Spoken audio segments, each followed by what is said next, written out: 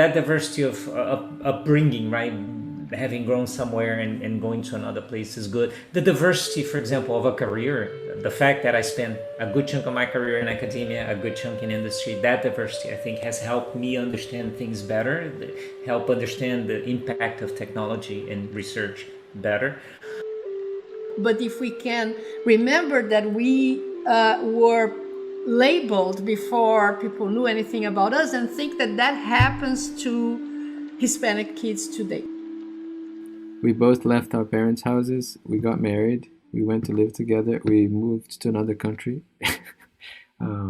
So we had to learn. We created a very strong bond there. Welcome to the Immigrant Computer Scientists podcast, where we talk to computer scientists who immigrated from their home countries for study or for work or for other reasons.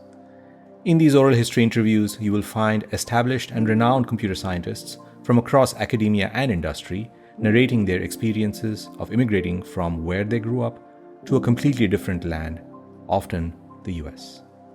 My name is Indi Gupta, and I'm your host.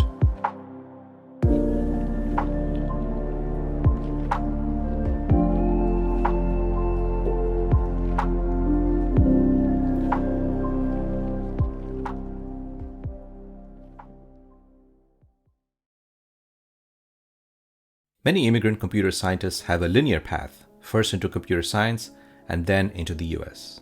Not today's narrators. They went to and fro. Today's episode features 3 renowned computer scientists who immigrated in more than one way. All 3 immigrated from their common home country to the US. All 3 of them then immigrated back to their home country, and then a few years later they again re-immigrated to the US. One of our narrators also immigrated from architecture, the one dealing with building architecture and not with computer hardware, into computer science. Also, all 3 of today's narrators immigrated between academia and industry, to and fro in more than one way. One of our narrators is a member of the National Academy of Engineering, also known as NAE, a very prestigious national organization in the US, and also an IEEE Fellow. Our second narrator was a head of her computer science department and an associate dean, and also spent over a decade in IBM research.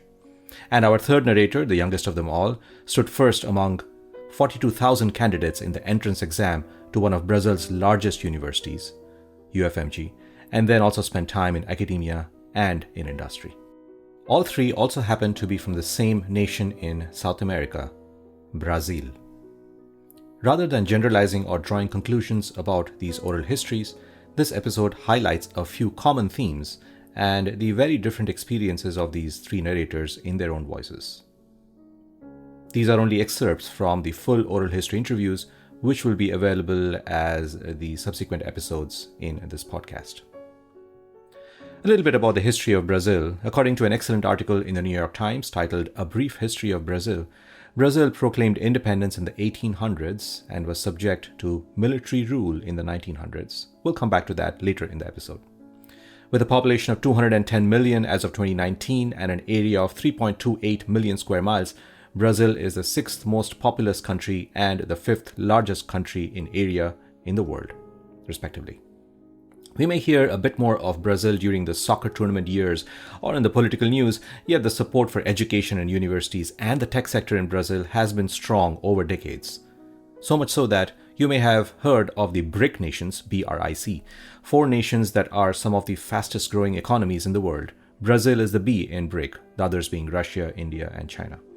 While a lot of this growth in Brazil started around the 2000s, you'll hear from our narrators that the groundwork for Brazil's growth in the tech sector and IT and computer science started well before the 2000s.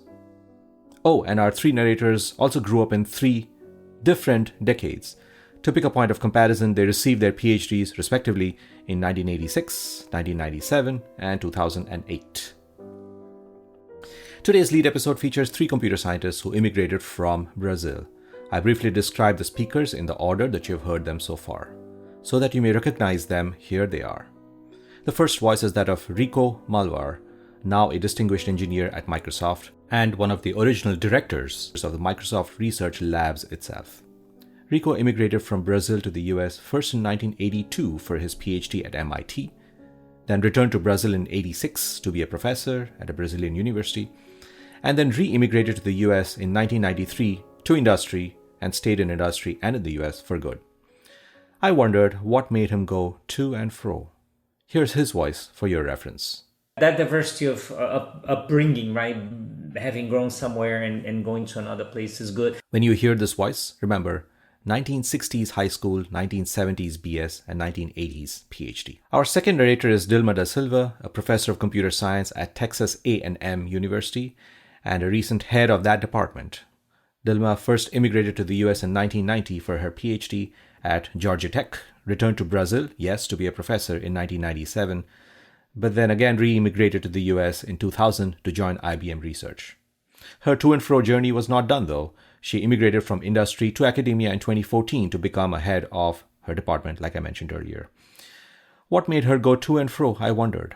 Here's her voice for your reference in the rest of this episode. But if we can remember that we were labeled before people knew anything about us, and think that that happens to Hispanic kids today. When you hear this voice, remember 1970s high school, 1980s BS, and 1990s PhD. About a decade after Rico Malvar. And our third narrator is Rodrigo Fonseca, currently a principal researcher at Microsoft Research, who just until recently was an associate professor at Brown University. Rodrigo was briefly a high school exchange student to the US in 1990s, then returned to do his BS in Brazil, then re-immigrated to the US for his PhD at Cal Berkeley in 2002, and then stayed in the US after getting his PhD in 2008.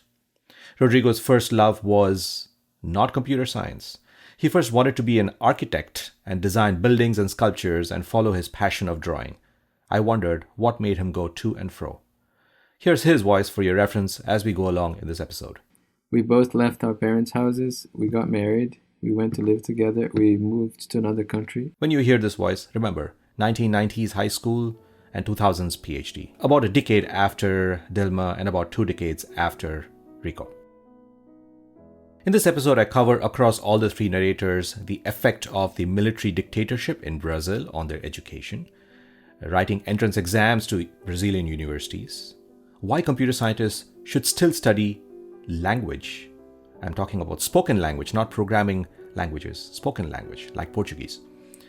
Their challenges on immigrating here to the US and cultural differences between Brazil and the US, and their journeys to and fro from Brazil to the US and back, from academia to industry and back, and sometimes from coast to coast within the US. This is a lead episode and features excerpts from these 3 oral history interviews. The episodes following this lead episode contain the full oral history interviews with these individual computer scientists. These oral history interviews are not intended to be a representative sample, nor to help us draw any conclusions. They are just the personal immigration stories of 3 prominent computer scientists who immigrated from Brazil. Both Rico Malvar and Dilma da Silva had their PhDs in the US, paid for by the Brazilian government. Rico in the 1980s and Dilma in the 1990s. Mind you, this was a time when Brazil was under a dictatorship. Brazil suffered a coup d'etat in 1964, and the military dictatorship lasted until around 1985. I asked both Rico Malvar and Dilma da Silva, who were both children during those decades, about the effect of those times on their lives and education. Here's Rico Malvar, who, if you remember, did his schooling in the 1960s, BS in the 1970s, and PhD in the 1980s, and eventually became an NAE member in the US. Back to his childhood, he says he always wanted to go to college, but his was not a rich family. But I knew I wanted to go to college, especially because we lived in Brasilia and there is a good federal university there, and we knew tuition would be free. So there was no cost. I mean, my family was not that rich, so they would not have been able to afford tuition. But since it was free anyway, so all we needed is desire and capability, and I worked hard to get in. Was there a PhD program in Brazilian universities back then? Yeah, actually, there was, and at the Federal University of Rio de Janeiro, not that great. It's a lot better now. They were in the early days of putting together a PhD program. So my master advisor, with whom I have kept in touch as well, he always said, "Look, you can get a great master's program here. We have a good program. We're good professors, but if you want a PhD in signal processing, you're going to have to go to the US or Europe. You need to leave because we don't have programs at the right quality."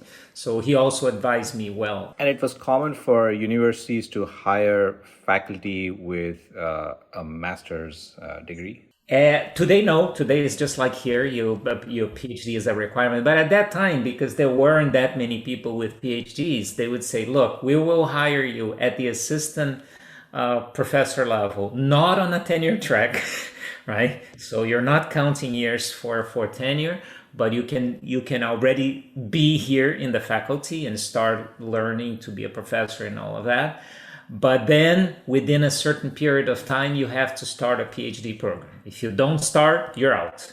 On the other hand, if you do start in a good school, you get a leave of absence to go get your PhD, come back, and then you come back on a tenure track position. And that's roughly the path I took. And the equivalent of NSF in Brazil, the CNPq, they actually created, at that time, it was actually quite big program of scholarships to pick up the best young folks in Brazil and give them the scholarship so they could go to places like MIT and other places. And in fact, when I went to MIT, I had a whole set of colleagues from Brazil. There were like 20 of us or something like that. Employment opportunities in Brazil were quite limited at that time. Today is much better because, the world is flat and there's less difference among countries these days. But at that time it was difficult. So the percentage of folks who actually continue with an engineering career was only maybe 20%. Other people would say, "Okay, I have an engineering degree, but there is a job here in the government being an accountant. I'm going to take that. I'm going to take some accounting courses. I'm going to take that because that pays well. And I couldn't find a job as an engineer." And I would say a small percentage, maybe 5%, I'm not sure, but probably not much more than that, like me, went off and continued their studies on grad school, roughly speaking. Today, the percentages are a little better because we have the programs there. There's a much more vibrant industry to absorb the people and so forth. So back then, many studied engineering because they were interested in it. However, there was not really a job market for. Not really a path to be an engineer, really a professional engineer. So they did something else. So if you went to your local office, the accountant or whoever is running the office there, you might meet them and they might actually turn out to be an engineer, very well trained. Exactly. And that was actually quite common, as much as almost half the class. So Brazil was ruled by the military from 1964 to 1980s, and then had a kind of an unstable economy in the 1990s as well. Did that have an impact on your education or as you were growing up? It didn't affect my studies, really. It was okay. But it actually had an interesting social, psychological impact because it had some level of resilience to me. So going to college and literally having tanks from the army driving around the college because there is some potential revolution being cooked inside the university. We were a little afraid, but very quickly that became part of life. And it was like, okay, the life is strange and you gotta be careful because at that time during the military regime, you have to be careful what you say. There was no such thing as freedom of speech. Say too many bad things about the government and you might disappear. And lots of people did. And not that of course, we hated that, we didn't like that, but having to live through that gives you some level of resilience. So that's the only silver lining. But fortunately, later in the 80s, democracy finally won. And Brazil became a true democracy with a constitution and an elected president. So it was kind of fun for me. I was 31 when I finally got to be able to vote for president. But it was a special time when we switched from the 80s to the 90s. Okay, now we are a democracy. Did the funding to universities or the support for education change at all during the military rule? One interesting thing is that the military folks, the leaders there, they knew that education was important, so they always invested well. In fact, they started with the concept of the federally funded universities, which became really a big collection spread all over the country, and those are the ones where I studied. And then later, under the democratic regime, people say, well, we need to preserve that. So they did a good job as much as possible, but it's still, proportionally speaking, if you look in percentage of the gross product of the country that is spent in education and research, it's not the same as the level as the US, and it could get better. And part of what the National Academy of Engineering in Brazil, the Academia Nacional de Engenharia, tries to do is try to push the government to increase the investment in education and research, especially in science and technology. And Dilma da Silva, who is about a decade after Rico, she did her schooling in the 1970s and BS in the late 1980s. At that time, this little history here, we had a Brazilian president who decided that the way of handling inflation was that anyone with more than, at the time, 50,000 cruzeiros, I guess was the, whatever it was the name of our currency at that time, more than 50,000 of that currency, they would save your money for yourself, right? So they would take that, and it was not a lot of money that you could keep. So they were taking money out of the market to do that. And of course, later on, we all learned that that the rich and well-connected, they learned enough of that before, so they took their money out and transformed it in dollars or whatever. And then when there was no money, they could buy apartments and everything very, very cheap because people needed cash. But anyway, so any money that me and my parents had saved, it was now being taken care of by the government. And therefore, there was this complication that worried my family that I would be coming here without no more than, $300 cash. But a full scholarship that we hoped that the Brazilian government would honor. And of course they did, and I'm very grateful. So I do think that somehow my father, with his business of selling alcohol and cigarettes, were resilient. People still drank and people still bought cigarettes, and he managed to not suffer as other parts of the economy. So, for example, he was not afraid of losing his job because he was, taking care of his own. So in that sense, in the sense of having money to take the bus to school, I still lived with them. And buying my books, they were all very generous and were able to really do, what I needed. Not like my classmates who may go to Europe for summer or something, but being able to do that. In terms of the university was starved of resources in many different ways, but the funding comes from what will be our sale tax, and so as long as there was people buying and selling, the funding was still coming to the university enough to pay salaries. No big investment on networking or computers, but I don't think that was detrimental at the time. And there was also kudos for the research agency in São Paulo. The state of São Paulo has a research agency that the income also comes from sale tax. And they were always being very good at managing their money so that they were more resilient. So many the faculty is still able to, have undergraduate researchers, and then themselves could take sabbaticals, and that agents would support their sabbaticals. So they were really continue to interact with top researchers abroad, which before the internet was really important. You really had to come and spend time with people, because otherwise you have to, wait until papers were published and your library got the conference proceedings or the journal. So that was very much slower. When the government paid for your PhD, were there strings attached? Like you have to come back and spend a few? No, I'm so old that there were none. There's a very interesting thing. Of course, these days they do J1 visas, but no, I came on an F1 visa. I never signed anything I was going to come back. The government support for education was also reiterated by Rodrigo Fonseca, who came about another decade after Dilma, and he did his BS in the late 1990s.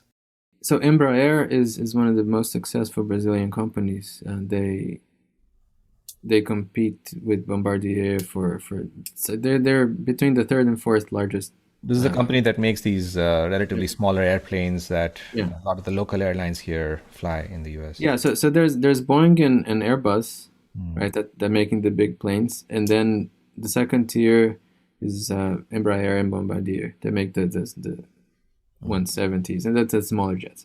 But this company was very deliberate because it was a military investment. They created this school called ITA, the Institute Technical and Aeronautical.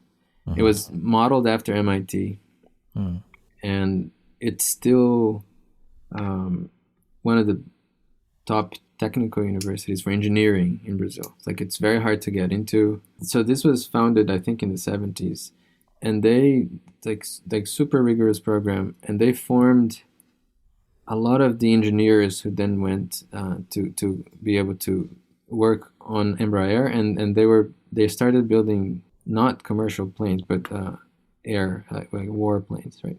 Military planes.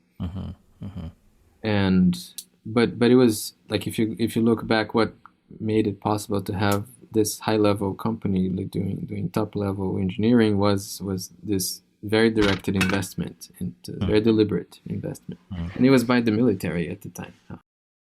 There was the option of applying for this government grant, like they would pay for 4 years of a PhD study course.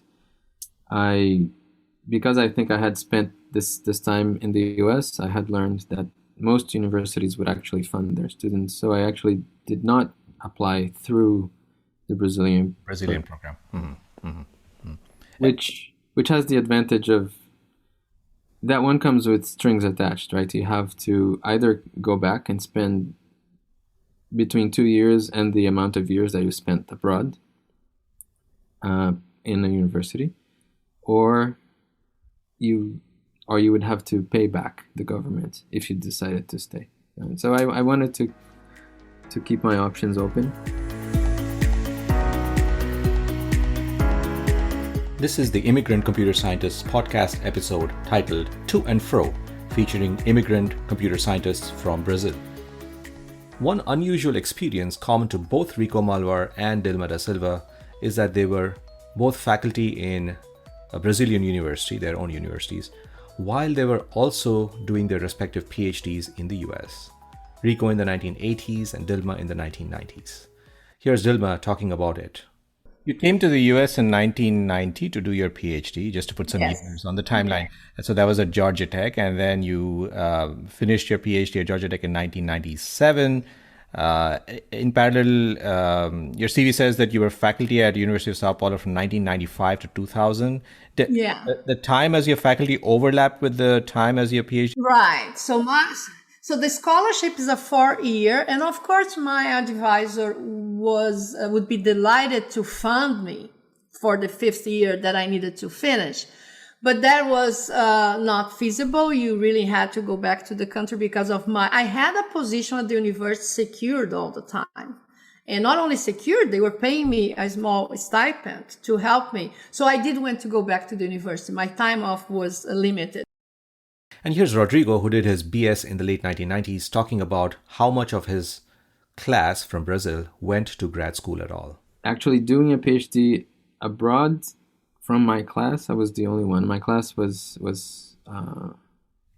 40 people. So because those 80 were split into two batches, separated by 6 months. This is my BSc group. Probably, I think, 5 or 6 at most ended up getting PhDs from Brazil. So I think historically, I was probably sort of the second generation of students in computer science departments in Brazil, like broadly speaking, meaning that my professors had mostly been educated abroad. So, and some of them were the founders of the department. I was there when the department was turning 20. And the other day I returned there, the department was turning 40, and I felt really old. Oh. But so there was a very strong government program to send people abroad and fund their PhDs in all sorts of places, with the goal of getting people back, right, to create the infrastructure. Getting into the bachelor's program in Brazil or in a Brazilian university requires writing an entrance exam, or maybe multiple entrance exams. The nature of the entrance exam has changed over the decades. First we hear Dilma da Silva, who wrote the exam in 1983, and then we hear Rodrigo Fonseca, who wrote the exam twice in the late 1990s, about a decade and a half later. Here's Dilma da Silva.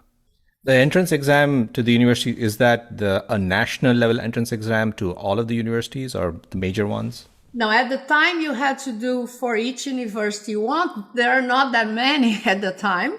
So in my case, I just did one, University of São Paulo, which we believe to be the best university in South America. And I just applied to that one. If it didn't succeed, I will then go a full year of those preparatory exams and probably be a little broader on my search. There are a couple of other very good universities in the state of São Paulo I could have applied, and I would in future years. History, math, geography, chemistry, physics, everything.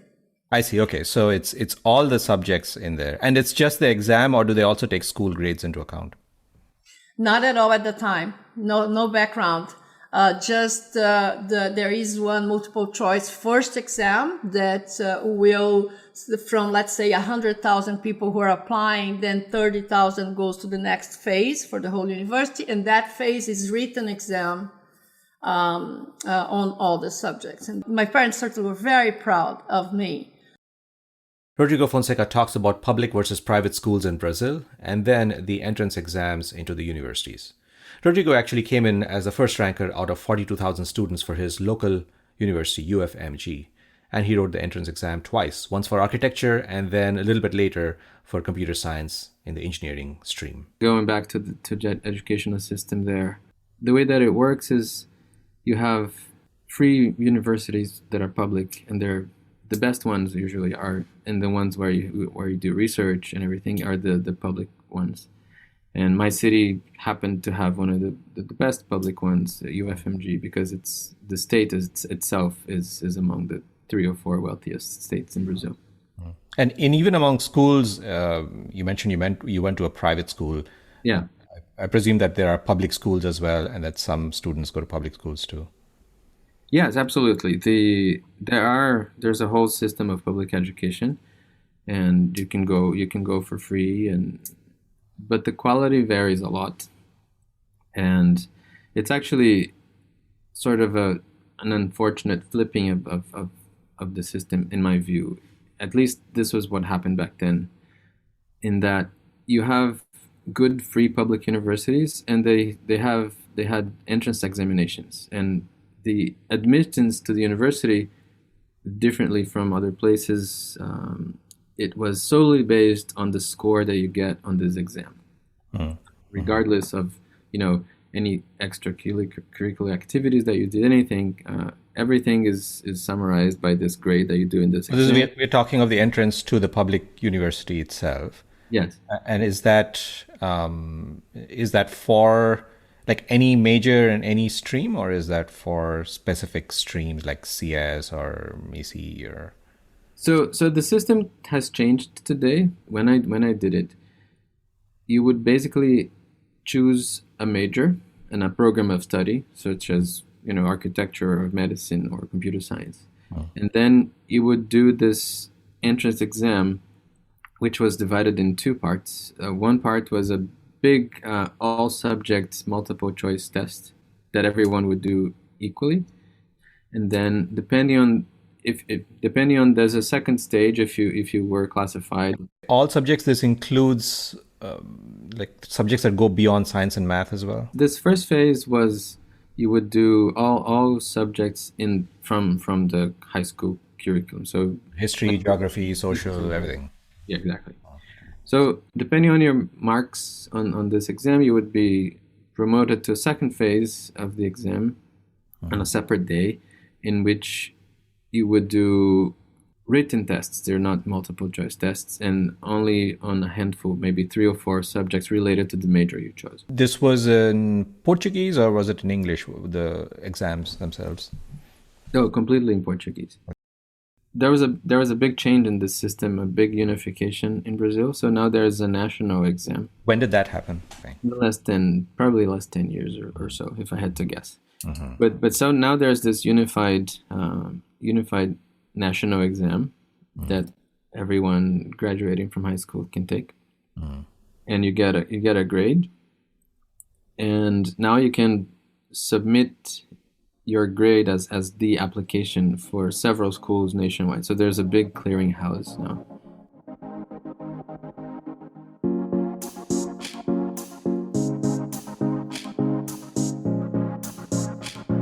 Why should computer scientists still study language? Not programming languages, but spoken human languages.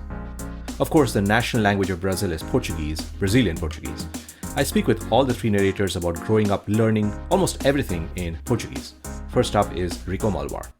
And on the Portuguese side, the teacher, she was great. She really taught me that, look, language is not just this boring thing that you have to know grammar and all of that. It's how you express and how to communicate. And you're going to be an engineer. I know that's your dream, but everybody needs to communicate well. So read a lot, know more about how to express yourself verbally in writing, because that's important. And I was fortunate because I think those were 2 good pieces of advice that I got back in the high school days. At that time, all the way to my master, to the bachelor, everything was taught in Portuguese. But typically, as we got to midway through college, then the books would be written in English. So it was a requirement that you had to at least be able to read English. But the discussions, the classes themselves, all in Portuguese. Next is Dilma da Silva, who wrote Brazil's first Portuguese document on object-oriented programming during her master's thesis. It's interesting that because my master thesis was the first text in Portuguese about object-oriented programming, it was really funny that I had this long waiting lists for my thesis. I wish I had documented that, taking pictures or something, so that I could really brag about. I'm bragging anyway, but I meant I would prove. But it was fun. I was like, oh gosh, this may be the work that a lot of people are reading. The books were not translated yet, right? Then soon enough, books were translated, the books in the C++ language and books in general. And then we have Rodrigo Fonseca talking about language. No, the language of instruction was all Portuguese. I had English was one of the subjects in my school, and everyone had language, but it was usually the standard. And I think in that case, it's similar to what you see in the US of the high school language curriculum. It's like, you had 1 or 2 45-minute sessions per week, and it wasn't enough to get you fluent or conversant in English. So it was common. I had, and many of my classmates had to, we would go to a separate English school to have, for example, 3 times a week, I had an hour English specific classes just to improve. So the science and math was, all the textbooks, I presume, were also in Portuguese. Yeah.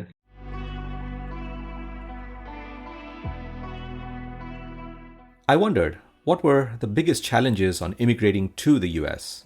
First up is Rico Malvar, who first came to the US in 82 to 86 for his PhD at MIT, and then again in 1993 for work when he joined Picturtel. As expected, because I would always read a lot about books and magazines, things in the US. I would read as much as I could, talked to a few people. I had a few friends who had visited the US and knew about the US. I had a couple of friends from the US, so I could practice my English with them.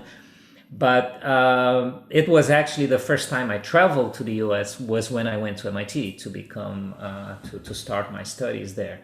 And then the first thing that shocked me is that I had this experience of always being the best kid in class and, you know, things like that. And I get to MIT and I was like, whoa, this is really hard here.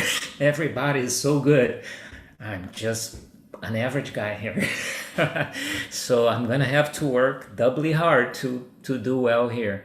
But so that was the first thing I said, ooh, this is going to be hard. But then, like anybody, I think anybody who went to a good school like MIT, I felt so fortunate. I said, wow, this place is wonderful. I would walk the corridors and go by the departments, talk to people, and say, wow, they do so much great stuff here.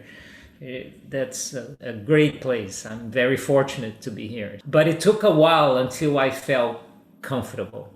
I always, for the first year, everything was a little too hard, but I just, you know, put up with it. And it was a bit tricky because at that time I was already married and my wife and I already had our first little kid, my daughter Anna. So going to grad school, and then she decided and got a scholarship to do a PhD as well. So as we get to the second year, here we are, two grad students. She was at Boston University, I was at MIT, two difficult courses, and at the same time having to raise a 2-year-old kid. It was tricky, but we survived. How did you manage the handoff protocol of taking care of the kid while also taking classes and doing work? It was tricky. We did our best, but sometimes we'd say, honey, I have to study harder because I have a test in 2 days. And she would say, me too. I'd say, whoops. So sometimes we wouldn't do as much studying as we would like because of that. But it turns out that, interestingly, MIT had actually a nice program. There were many people in similar situation as us, so they actually had separate housing for families.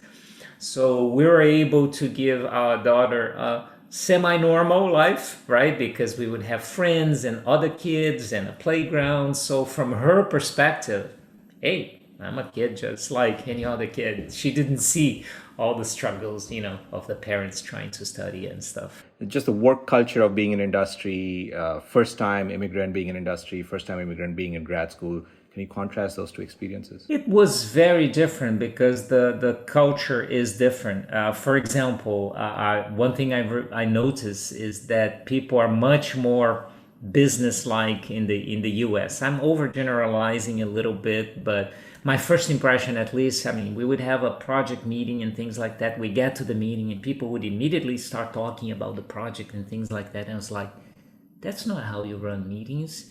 You're supposed to have a lot of small talk before. What about the soccer game last night? And then I realized, oh, they don't play much soccer here. So those cultural shocks. We run meetings differently. We do things differently. But in other hands, things are actually quite nice. So at the end, it wasn't that different. But one thing I realized is that here in the US, I saw there, and maybe to this day, this push to, especially on a startup company, which was my experience at that time, the push to go grab a market opportunity, make money, and all of that, that is the intensity of that seems to be stronger here than it is in Brazil. In Brazil, we tend to be, of course, there is a lot of that. There's advanced companies that were started there and so forth. But we seem to be a bit more laid back in Brazil. Yeah, let's work, but it doesn't need to be that hard. I'm exaggerating, and there's some Brazilians who say, hey, don't say that to me. I work really hard. And I did too as well. I had startups in Brazil. But there is a little bit of that, maybe because people see examples here in the US of the upside. They see, oh, an Apple, a Microsoft. They started as a garage thing of a few guys. So I can go that far. It's more difficult in Brazil, somebody to imagine that I will start a garage thing and become one of the biggest companies in the country. Next is Dilma da Silva, who came to the US for her PhD from 1990 to 1997, and then again for work in 2000. In between, she was in Brazil. She talks about the challenges after immigrating. Well, first, there is always the shock that my English is not, as proficient as we need, but that gets solved very, very fast. And I also found the classes very fast-paced. I think in Brazil we had a style where we start things, but the professor has not really decided on the projects. The first 2 weeks, there is never homework. It is different. And then at the time, Georgia Tech was on a quarter system. So what happened is that from the very first day, you have this huge homework and already projects, and was so fast-paced, that took me a while. The second adaptation was reading papers. I was educated to really understand everything that I was reading. So I started working with this professor who was my advisor, Carsten Schwann, in the end.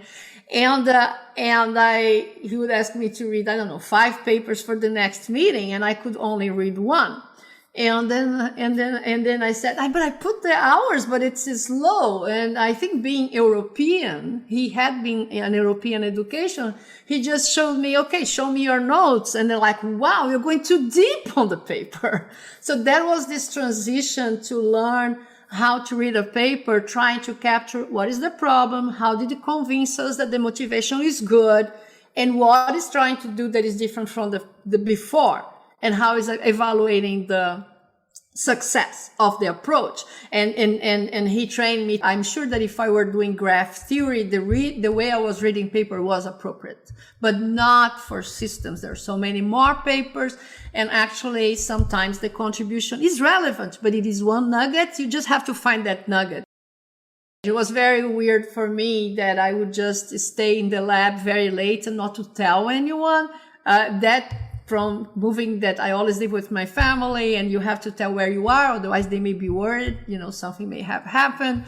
So I was just like, I don't have anyone to tell that I'll be spending, being until 4 a.m. in the lab with a colleague. So yeah, that was, but we're really happy times. I was learning a lot about culture. I had a large number of lab mates from India, and, from learning that my reading of their yes and no with their heads were often wrong, to learning about their families was really also interesting.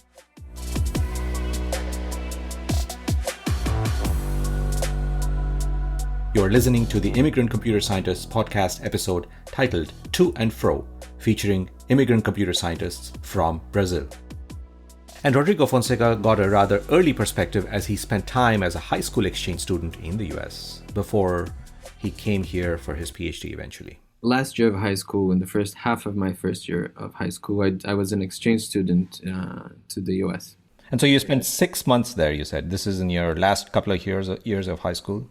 Yeah, in my last year of high school, while my classmates were all stressing about the answer preparation to the entrance examination to university, because that's basically what you do in the last year of high school. I was being a junior in high school in the U.S.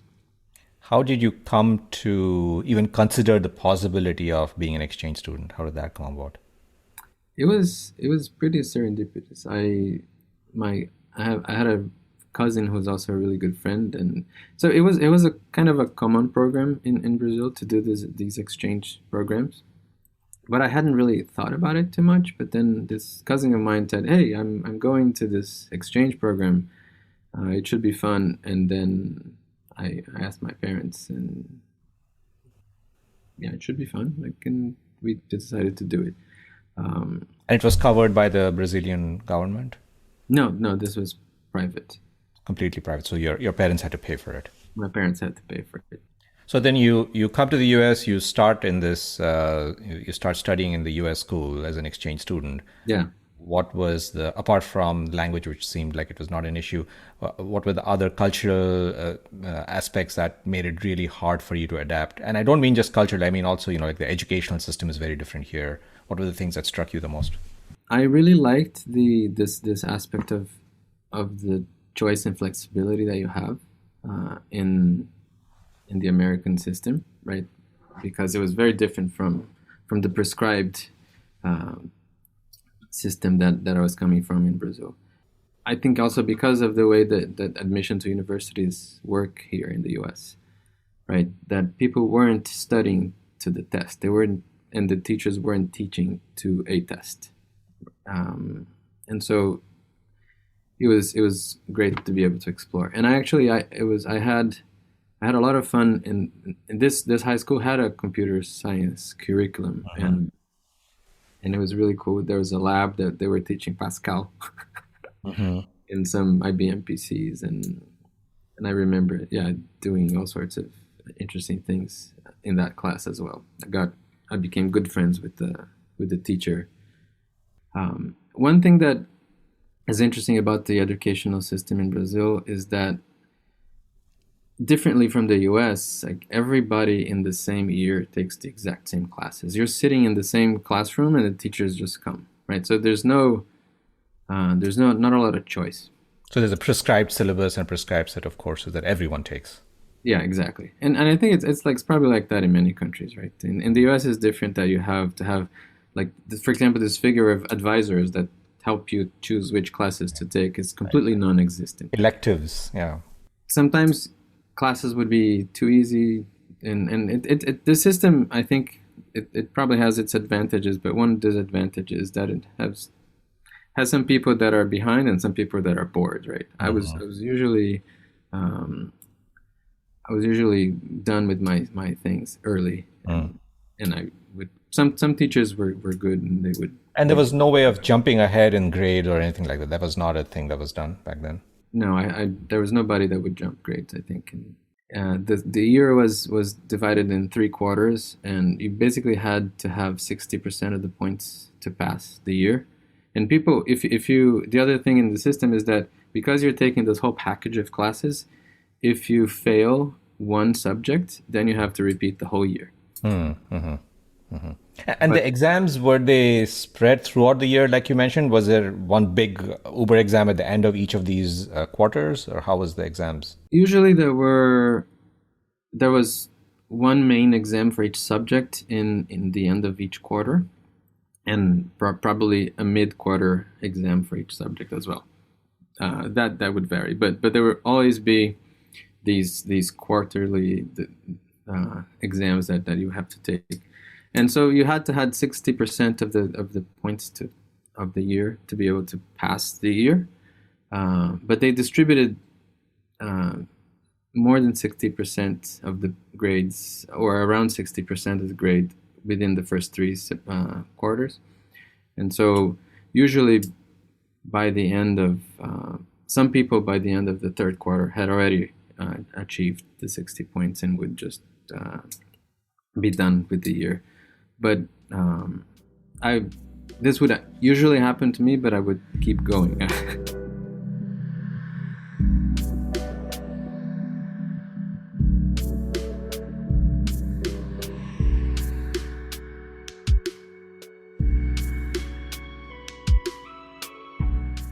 After finishing his MSc from Universidade Federal do Rio de Janeiro in 1979, Rico immediately became a professor. Yes, this is before he did his PhD. This was common in Brazil back in those days. Here's Rico talking about it.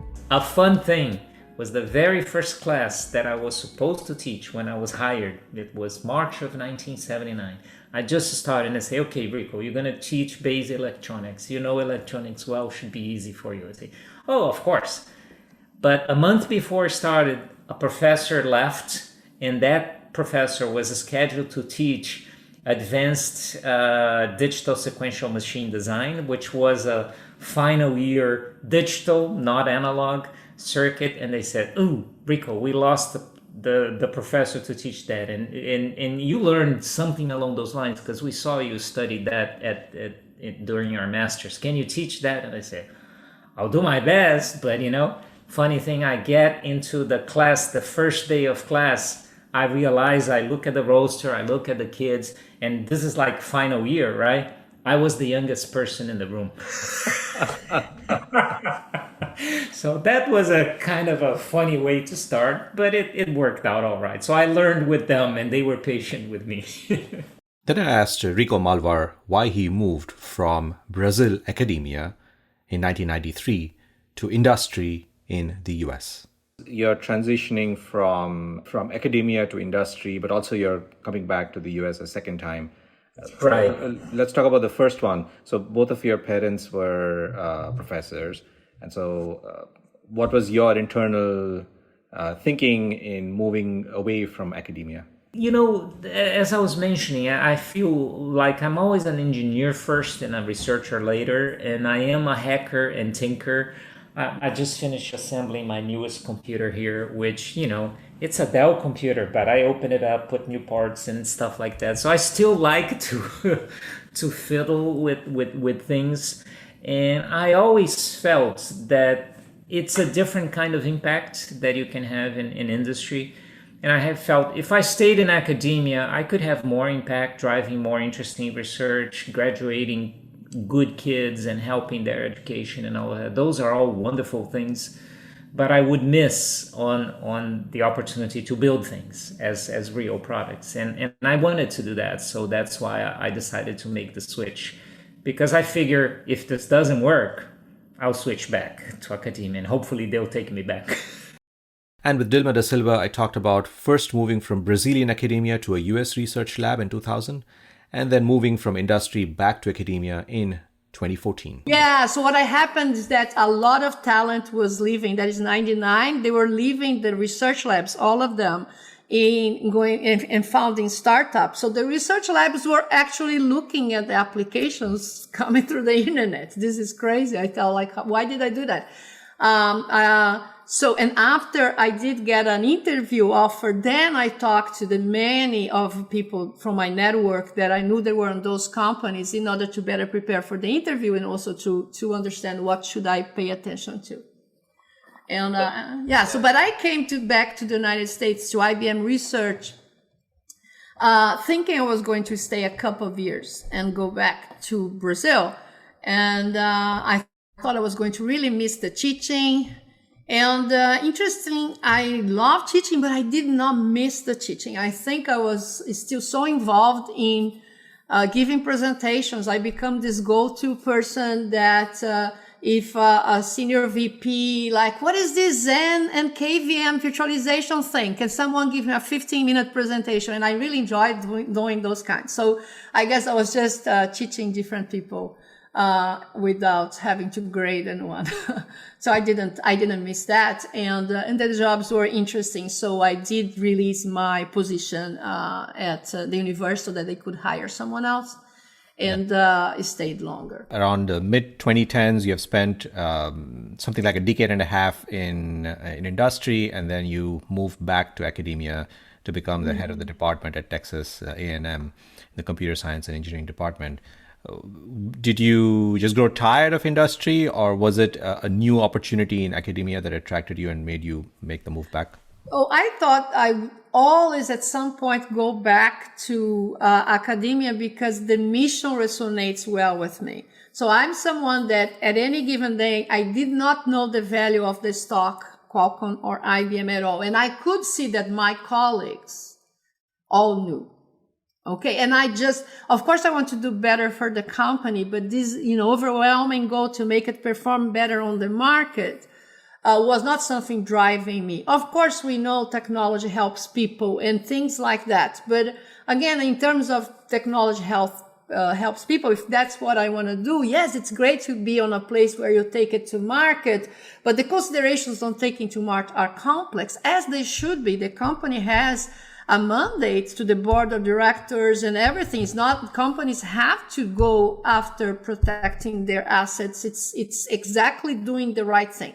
But for me, it was really hard to embrace that in the same way about getting this future proofing that we do when we work in academia, which is forming the next generation of researchers. Is not as much about the results we do today, although they matter, but it's also that you're training people. And finally, with Rodrigo, why did he move from architecture, again, the buildings and the bricks and mortar and sculpture kind, not the hardware kind, to computer science? It was probably around 8 to 10. So I started begging for a computer for my parents. I think my mom still has this. I made a little diorama of one of the computers that you could buy at the time with like matchboxes and a cutout from the magazine ad for that computer. And at the same time, there was an old typewriter that I had in my house, and I would draw outlines with very faint pencil lines, and then I would put the paper in the typewriter, and I would type letters like to form ASCII art with it. So it was, and then finally I managed to convince my parents to give me a computer. My first computer was an MSX computer. So you're going to prepare for this exam and your dad is telling you, hey, consider medicine. And you're like, well, what about computer science? Or how did you handle that? So there's a twist. In fact, as I said, I always liked to draw and geometry and so forth. Yeah. I decided to go for architecture. Okay, architecture. And this is not computer architecture. We're talking of like architecture, like buildings and... Yes, not computer architecture, yes. Actual buildings and designing. As I entered that, a good friend of mine who I met in this supplemental prep course, he actually ended up being number 2 in that tally of the 42,000. He entered UFMG for electrical engineering, and decided to apply to MIT and to other schools in the US. This is for grad school? He's undergrad. Undergrad, okay, I see. Yeah. So he decided to try to do that, and I don't know if he applied to other schools, but he got admitted to MIT, and so he basically did 6 months of UFMG and went to MIT. I think it was early enough. He didn't even have to transfer. He just started afresh. I see. And that set me. I did my first year in architecture. I liked it a lot. But that set my mind. Okay, actually, this would be really cool. I was seeing, what he was doing here, and I thought it would be really nice. So I decided to. In the end of my first year, I decided, okay, I'm going to try to transfer. And so I got applications to a couple of universities in the US. I came to visit him at MIT. I liked it a lot. But at the same time, as a plan B, I had decided that I wanted to switch to computer science. I was fascinated by the computer science, for the library at the computer science department in the university. I would spend more time there than at the library of the architecture school. And although I really loved the 3D and modeling programs, I remember thinking at the time, no, it would actually be cooler to write AutoCAD than to use AutoCAD. And so unfortunately I had to do the entrance examination again 2 years later. So the first time you wrote the entrance exam, that was for architecture. For architecture. Okay, I see. So now that you want to change your major to computer science, you have to write the entrance exam again. Yeah, even though I'm in the same university. It would be possible to transfer, but it would take it would take longer. So I say, okay, I'll just do the test again. So I passed again, and I entered computer science. And then I started doing my first semester there and weighing the pros and cons of moving to the US. And I looked at the curriculum, and I thought, this course here seems super strong.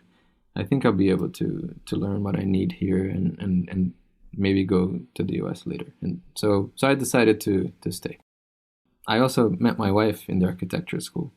I see. Okay. Which was the biggest plus of all, right?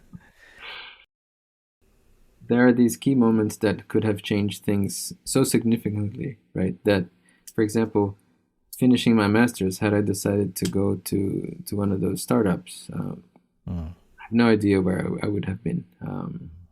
Or I could have continued in architecture. I still liked to go to the library and look at international architecture magazines and look at contests and things like that. So I think it could have been possible to have a co-career there. And I think I converted my love for graphic arts and drawing and so forth into photography, which is a hobby that I still have. And you can see some of Rodrigo Fonseca's photographs featured on our blog posts for this episode at csimmigrant.org. Check them out. This is the Immigrant Computer Scientists podcast episode titled To and Fro, featuring immigrant computer scientists from Brazil. East Coast versus West Coast. Dilma da Silva moved from IBM Research near New York City, East Coast, to Qualcomm in the West Coast in the 2010s, early 2010s. Here she talks about comparing the East Coast and the West Coast work cultures and her famous Starbucks test. For me, when I went to Starbucks to do reviewing papers at Starbucks, everyone who came to talk to me, they thought I was a venture capitalist because I'm older, and they would try to tell me, they have a solution even for the way that I had my computer and my iPad together when I was working. And I preferred when I was in New York City, and the person who talked to me at Starbucks was often a writer, but often also a nurse, a teacher. So I love us computing, but the concentration in Silicon Valley was too high for me. So I said, I should move geographically. And that's when I decided to look at the academic positions. Very interesting that Starbucks is an interesting litmus test of what the social circle is there. Right. So that's also a consequence of living in small apartments. So notice here, I don't go to Starbucks to review my papers. I can vary by staying in very different parts of my house. But in New York, I lived in a very small apartment. And Mountain View, I lived in a very small apartment. So it was, okay, I have to spend 6 hours reviewing papers. I'm going to Starbucks. And here's Rico Malvar, who moved from Pitchertel in the US East Coast to Microsoft in 1997. He compares the two coasts. Here at Microsoft, many years ago, but to this day, you can go to a meeting where you're discussing, for example, technologies where you want a patent or license or something, and there will be some lawyers in the meeting. And some of those lawyers will be in shorts and very collared shirts. Typically, if you are in the same meeting in the East Coast, they're all in suits. But other than that, not much really. There is that, that thing, okay, who has the best schools? Is Stanford the best school in engineering, or is it MIT? Or they're all very good. I don't think you can tell one from the other. They have the similar intensity. They have the similar let's drive opportunities for startups and things like that. I found very similar things in the community here in the West Coast versus the East Coast. It's more the culture and the societies. People here in the West Coast seem to be a little more relaxed and laid back than in the East Coast. Unless you go down in the East, if you go to the Southeast like Miami, then it flips. In fact, you go to Miami, you're going to bounce on many, many Brazilians because Brazilians love to go to Miami. Rodrigo was not sure when he got his PhD in 2008 whether he wanted to go into academia or industry. He went to academia first and then industry later. Here he talks about his decision point right after his PhD. So returning to your timeline, so you finished your PhD at Berkeley 2008, and then you spent a year at Yahoo Labs as a postdoc. It sounds like even back then you were considering industry as an option. The option of going to industry as a career never left your mind, it sounds like. Is that a correct thought, or did you already want to become a faculty member by the time you finished at Berkeley? No, nothing's so easy, right? No, I again came to the same question when I finished Berkeley. I wasn't set that I wanted to become a faculty member. And I did apply to universities and to industry research and even to a couple of startups.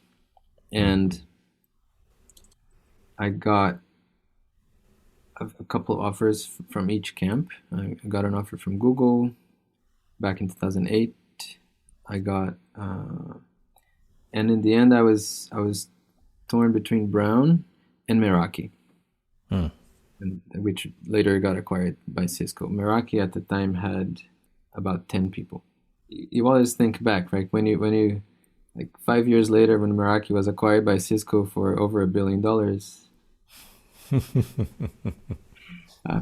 Let me put it this way. I was at an STI 1 year after Meraki had been acquired, and Meraki was one of the sponsors for the conference. And so there was this person from HR, like trying to actively recruit people for Meraki, right? And then and she approached me, so you should explore opportunities with Meraki. We're doing really interesting things, and now we have, even more potential for growth.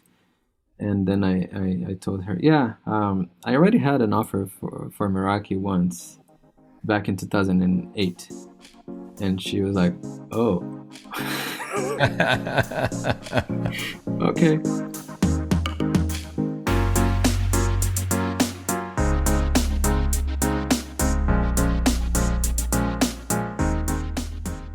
Brazilians and Brazilian Americans are Hispanics, so they have interesting perspectives on diversity and inclusion. Here's Dilma da Silva first. So in your time in Georgia Tech as a PhD student and then later as the head of the department, you've interacted with students from underrepresented groups who grew up in the US. Can you contrast your upbringing with theirs, and specifically, I want to ask if there are lessons that can be learned from the Brazilian system and from what the environment that you grew up in that might improve the situation here in the U.S. Yeah, so many of us who come from South America and are here, one could argue that our experience may be useful or may be relatable to Hispanic students. But that's not always the case. Many people, they did come from a lot of support and a lot of understanding on how research works. So therefore, they just were more privileged in that way. Another thing is that when you are in South America, no one may have those biases that you may not be as prepared just because you speak Spanish or Portuguese or something like that, right?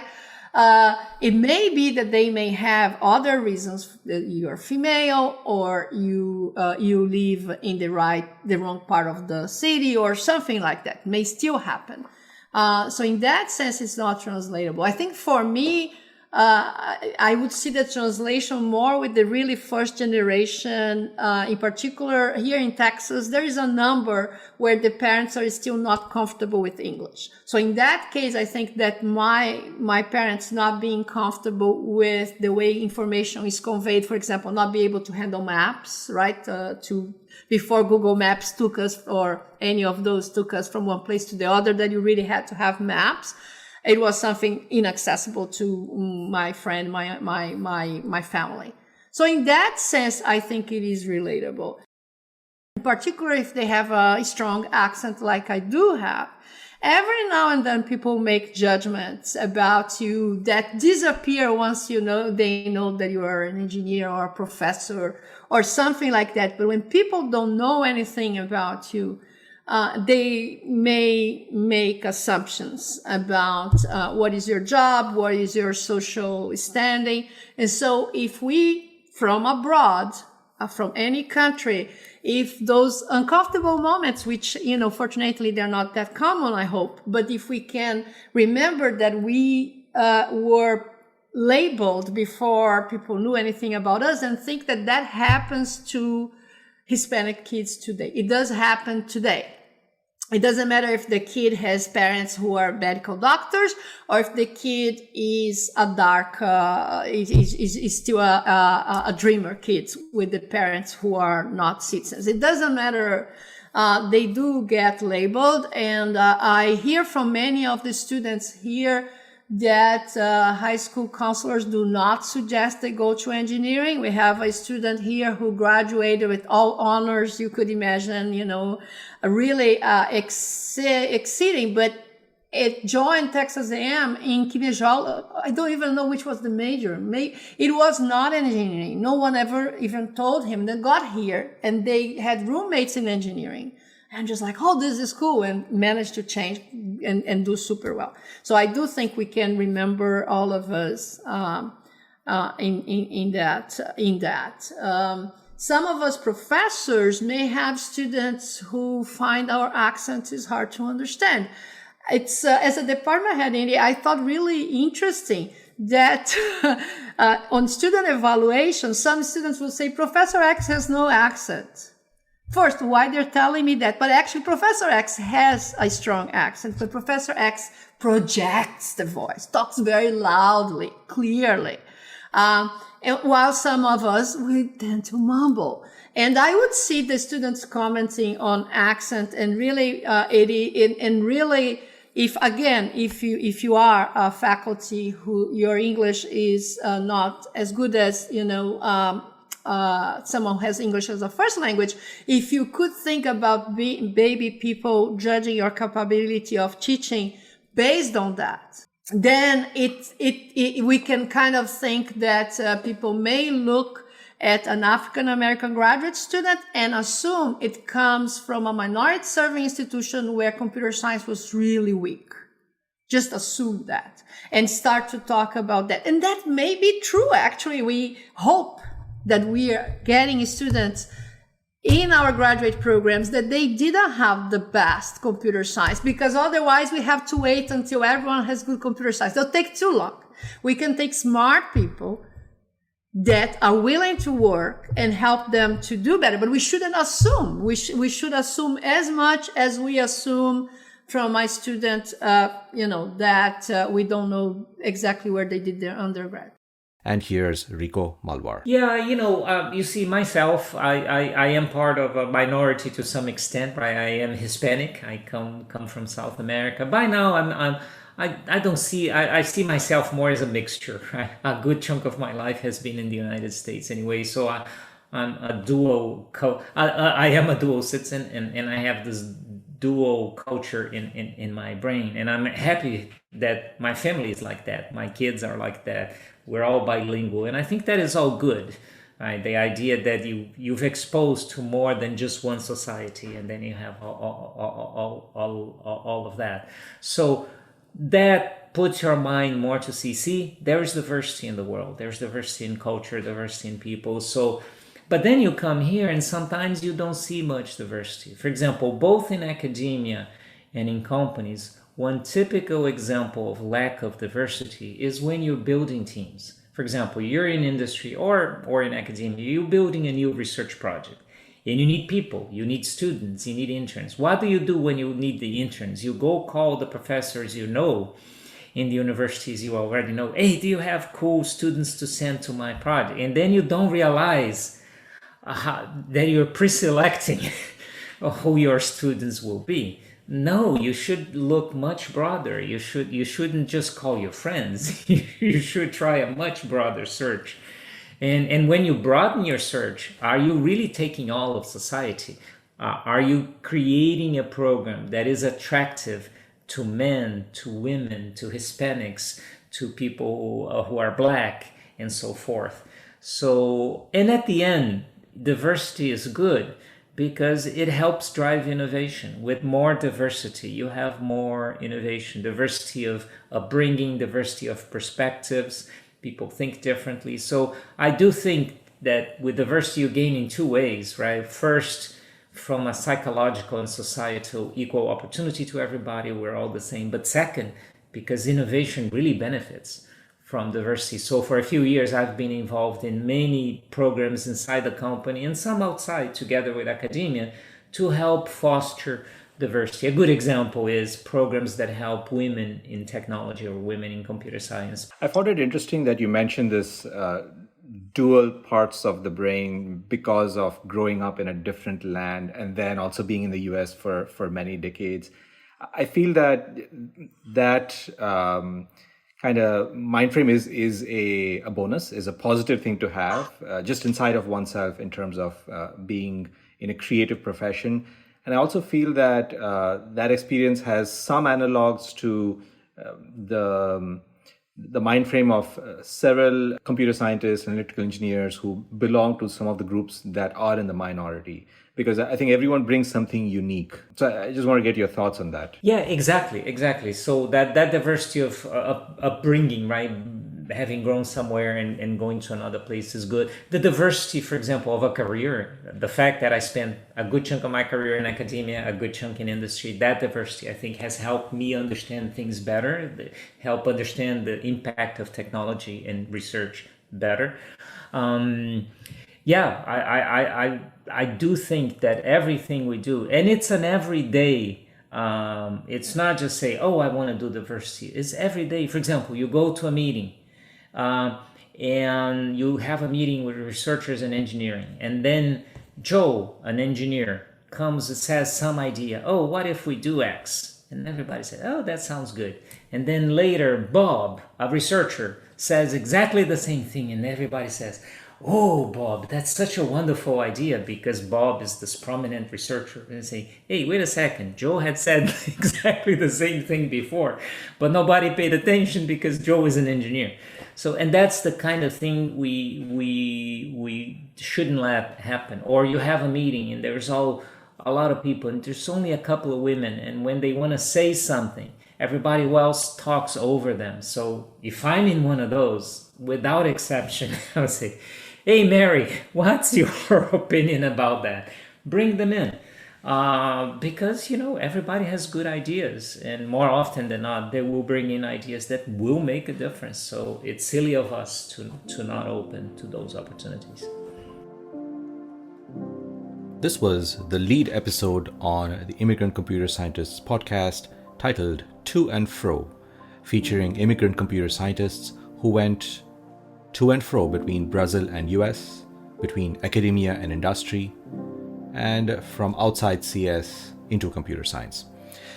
But what you heard in this episode were merely excerpts. Coming up in the next episode is the full interview with Rico Malvar, NAE Member and IEEE Fellow, and Doan in the area of signal processing and in Microsoft research, where Rico describes his childhood joy of tinkering with electronics and electrics, of being in two countries at the same time, of managing his family while in grad school, and of finally making the jump from academia to industry. All the music used in episodes of the Immigrant Computer Scientists podcast is royalty-free. All voice recordings were performed with and are reproduced with full consent of narrators and participants. You can find music credits on our website. Join the online discussion about this podcast on all major social media, including Twitter and Facebook, with the handle CS Immigrant and hashtag CS Immigrant. And of course, the episode guide is available at our website, csimmigrant.org. This is the Immigrant Computer Scientists Podcast.